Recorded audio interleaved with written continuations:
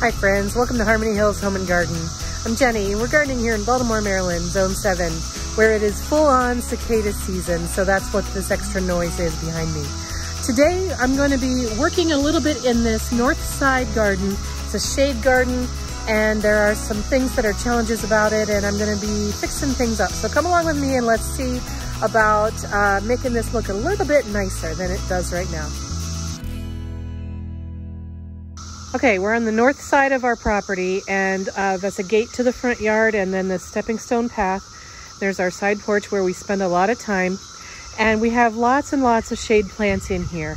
This was the first garden area that we cultivated when we moved into our property here in 2015, and over the years this has changed quite a bit. We used to have 5 of these skip laurel trees along here between this black walnut tree and that black walnut tree. But over time, the black walnut juglone chemical has infiltrated the soil and put off a poisonous juglone chemical, and that killed 1, 2, 3, 4 of the skip laurels, and this 5th one is really looking bad. So probably going to take this out eventually. My original plan was that I was going to put in 3 of these wooden containers along here and plant probably skip laurels in them so that they'd be up out of the native soil where the black walnuts were hurting them and still have privacy. But with the price of lumber, and also I'm just not convinced that that is the look I want after all. So we're probably not going to do that after all. And so I need to come up with a plan for hiding this fence here. Not hiding it as much as it'd be just nice to have some privacy there. But the deep shade combined with the black walnut has really been giving me trouble trying to figure out what plants we could use as a screening hedge here. So if you have ideas, let me know. But again, it's got to be dappled shade or deep shade, and it needs to be black walnut compatible. And so, yeah, let me know if you have any ideas there. But otherwise, in here, we've got a wide variety of types of hostas and other, we got a lot of hellebores in here that are babies but are coming along. And then we have a lot of plants in here that really want more sun than we give them. And so I'm thinking of moving some of those out of here and making this much more of a real true shade garden. So let me just summarize what we have. Starting here, sorry, this is roughly the beginning area of this garden. This is the contorted hazel tree that it's full of leaves right now, and in the winter it's got that really curly corkscrew trunk. It's really pretty. I've got 2 containers back here just as placeholders. I've got, I don't know the variety of that hosta, but it's a nice big one. And then this is a volunteer Japanese maple that my friend gave me out of her garden, and I've got it in this container. And these are just going to stay back there, I think. I just planted this boxwood here this season. This is a spirea, and this is another spirea. These are the same variety. They really want more sun than they're getting here. They're doing okay, but they're not really thriving. Hostas, hostas, hostas. These coral bells are still in their containers. I haven't got them in the ground yet. And then there's 2 hostas in containers also that are not yet in the ground. This is a patch of Rudbeckia, Black-Eyed Susan. This is just the regular Rudbeckia goldsturm variety. And again, this wants more sun than it gets. Although it does put out flowers, it just doesn't put out as many flowers as it would if it were in a bright sunny spot. Back here, pink and, I think pink and red astilbe. And you can see like this patch here, I don't know if you can see that, but they're starting to curl up on the edges of the leaves because up until last night when we had a thunderstorm come through, this was pretty dry in there. So those astilbes want to stay nice and moist, and that one had dried out. Anyway, so those can stay. Here is a new hellebore that I just put in from bare root last year, so it's got 2 huge fronds on it, but still only 2, so it's still a baby plant. We got lots of violets in here that I do allow to stay because it gives pretty color in the spring, and it gives greenery in the summer when this was a bare garden. These, I think, are called balloon flower. I'm not exactly sure if this is balloon flower, but I think it is. This is a deutzia that doesn't do very well here. I probably should move that into fuller sun. Another hellebore baby. And then this whole section of spiderwort is going to come out. It is too weedy looking, and I really want to get that out of there and have things look a little neater. Back here, this is Bright Eyes Phlox. No, this is Gina Phlox. And I want to move it to a sunnier location because I love the color of it, but it just doesn't get enough sun here. And there's a lily there, same story. It does put out a teeny tiny little bud every year. Gives us a little flower, but it really wants to have more sun than it gets. So I need to move it to a better spot. These daylilies do okay here. Again, they'd love to have more sun, but I think I'll probably keep them because it's a nice big clump and it gives a nice look in this garden for now. This is a Guacamole Hosta that was new last year. It will get much bigger than this when it's mature. For now, I think this is about as big as it's going to get this year. We'll see. This is a variegated hosta. I don't know the variety name. I pulled this one out of my garden in Raleigh and brought it here 6 years ago. More hellebore babies. All right, we have, this is a Mop Head Cypress here. It would be more gold if we had it in more sun, but as it is, it's got dark centers of the fronds and then the lighter green tips of the fronds. It does have a nice variation, even though it's not as gold as it wants to be. Back here, I've got 3 goat's beards that I need to get into the ground and a big thistle that I need to get out of the ground and some other weeds from bird feeders that have been there over the years. Okay, coming over onto this side, sweet woodruff along here. This was, this Hakoni grass, Hakana cloa.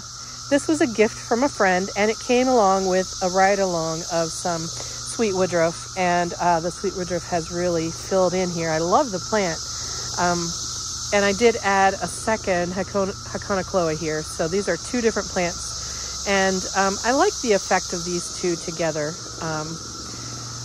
The hosta, again, is nice. I like that. There's a peony. This is a Sum and Substance hosta. I don't know what this variety is. Ooh, it's had some big slug damage on it. Or maybe rabbit damage. Some kind of damage on that one. And then this is a container with a dwarf Alberta spruce. We've got 3 astilbes over here that are new bare root plants this year. Daffodils are on their way out. The Brunera, and then the pot with the boxwood in it. Okay, so that is what we have. And when we look at it, I mean, it's green and lush, but it's not particularly, I would say, beautiful in that there's really no rhyme or reason for what's in here. There's really no pattern or repetition, or there's no sort of structure really. So, yeah, over time, I'd like to fix this up and make it look a little bit nicer. The job for today is to get this spiderwort out of here and then to plant this mini Mauvet hosta. I'm trying the hostas in here. They're supposed to be able to withstand the black walnut, and so I'm going to try this one, and if this one lives here and does well, then I'll put more of those mini Mauvets in here. So today I'm going to get out this spiderwort, put in the hosta, sorry, not the hosta, the hydrangea, and then I'd like to also plant these pots here. There are 3 coral bells and 2 hostas there, and I'd like to plant those 3 goat's beards, and then we'll see what it looks like, and maybe more things will need to move around. So let me just get that going.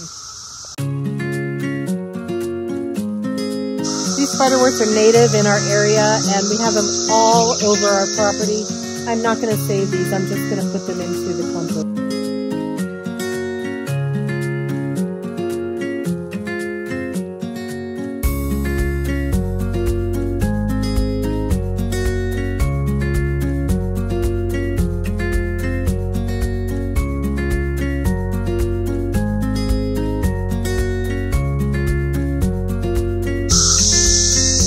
Well, that was easier to get out than I imagined. I thought it was going to be a lot harder, so I'm really happy with how that went. So now, I think I am going to pull out this phlox and move it to another location so that I can kind of have more of a clean slate in here.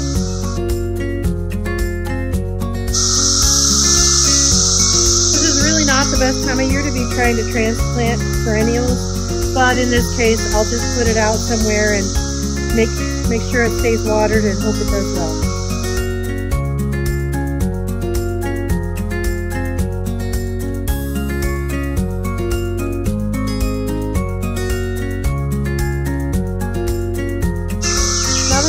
ready for me to put in my mini Mauvette, and so let me just figure out where I want it.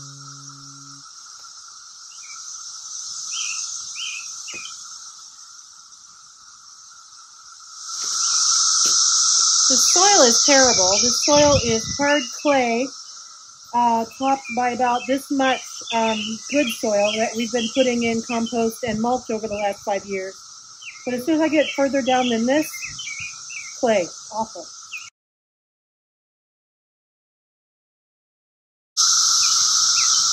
Soil's really pretty dry.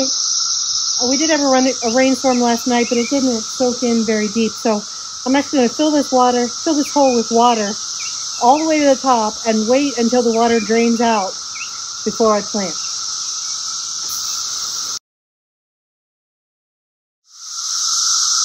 Okay, because this is a clay soil hole, this might take a while to drain out. So I'm going to do some other chores while I wait.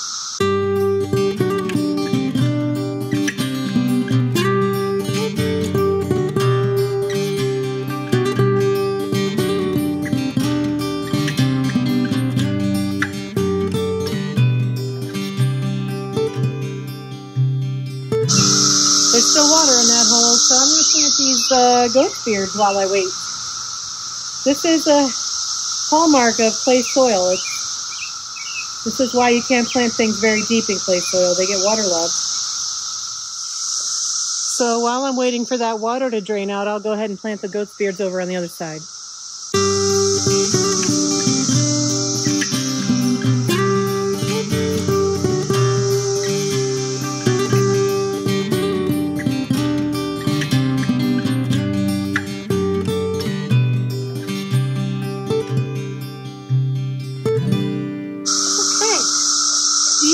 Mulch this coming weekend, so I won't do that now. How's my water doing over here? It's still soaking. Yeah, so this is telling me that I'm going to have to really plant this hydrangea high. Lift it from the top of the soil in the container. I'll probably lift it up out of the container about 3 or 4 inches. Keep it above the soil line 3 or 4 inches so that it doesn't just sit in this clay pot that's this hole. So that'll allow the sides of the roots to spread out into the richer topsoil and drain better than the bottom.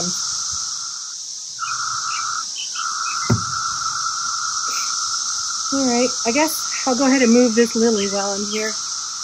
Actually, you know what? This lily has a bud on it already, so I'm going to leave this here for this season, but as soon as it's done flowering, I'm going to move this one. I don't want to interrupt its flower cycle. All right, what else is going on back here? I could take down those daffodils, I guess.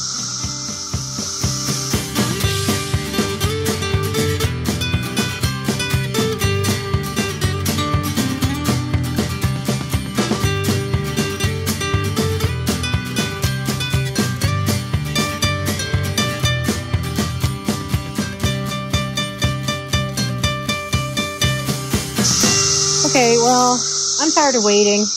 And I don't think I'm going to be planting it that deep anyway, so I'm going to fill this back in. And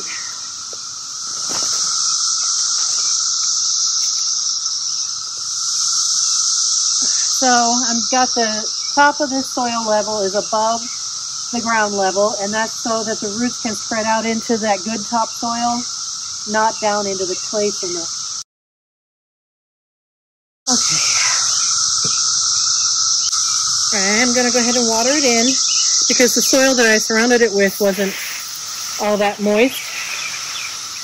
And this will help the soil settle into place.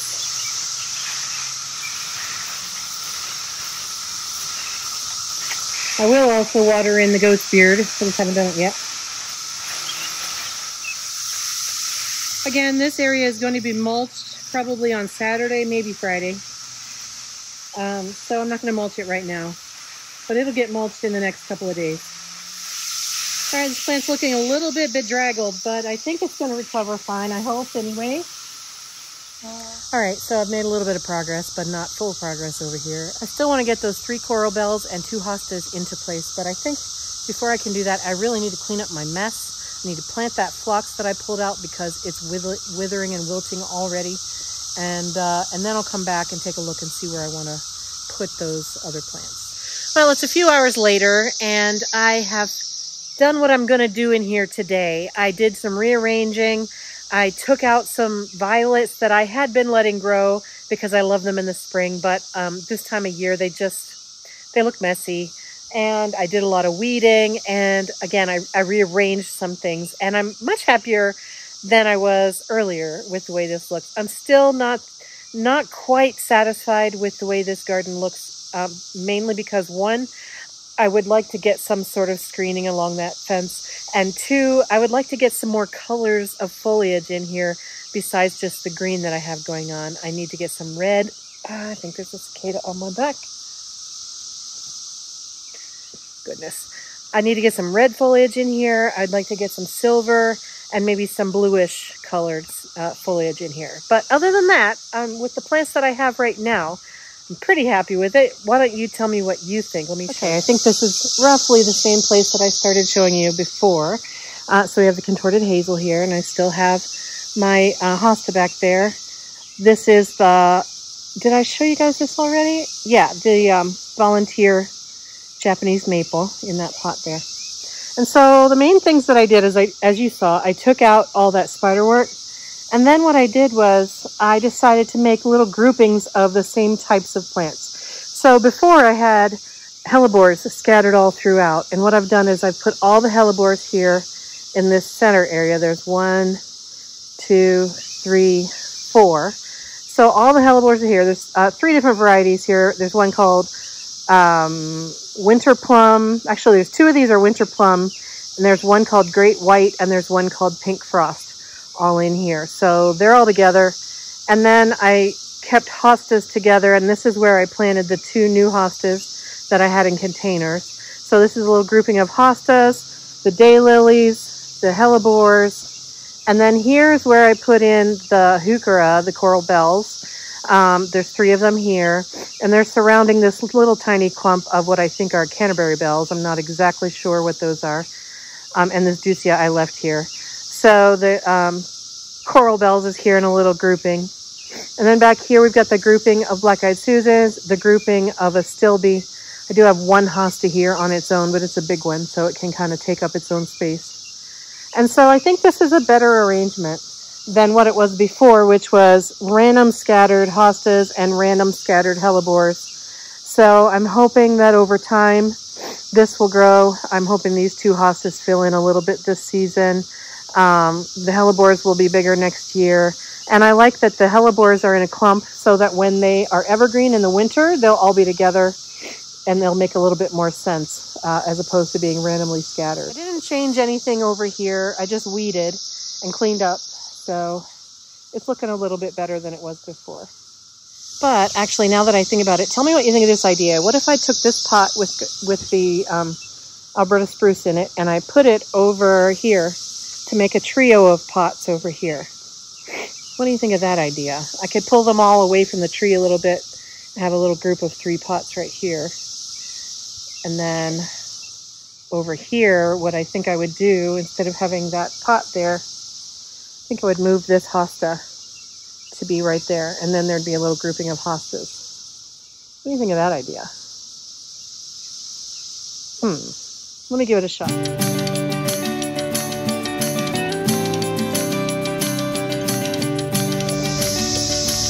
do you think? I think it's okay. The Japanese maple isn't very big, so you can't really see it. So I was thinking about putting the Alberta spruce in the spot where the maple is, put the maple where the spruce is, but I think that would not be right either. So I'm going to leave it like this for a while, see if it grows on me. Now let me move that other hosta.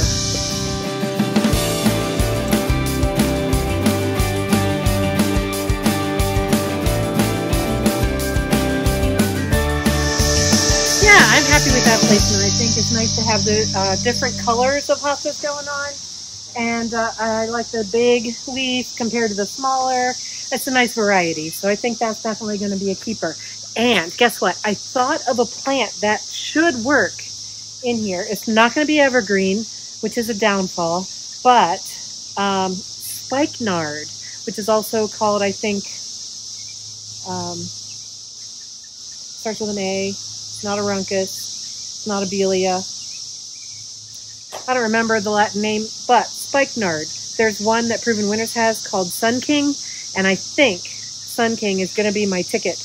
And rather than trying to do a hedge across here, because they're not evergreen, that would look maybe kind of, I don't know, weird. I think what I'm going to do is just do groupings. I think, tell me what you think of this idea. Let's move the container that we did build over to roughly where that skip laurel is now, the one that's dying. So take the skip laurel out, move the container over, fill the container up and put things in it. We could put some skip laurels in there, and that would give us a little bit of height and block the view a little bit. But then we could put a spikenard on that fence post. We could put one over here in this corner, and then we could put a couple more over there, maybe 3 over there on the other side of where the container would be.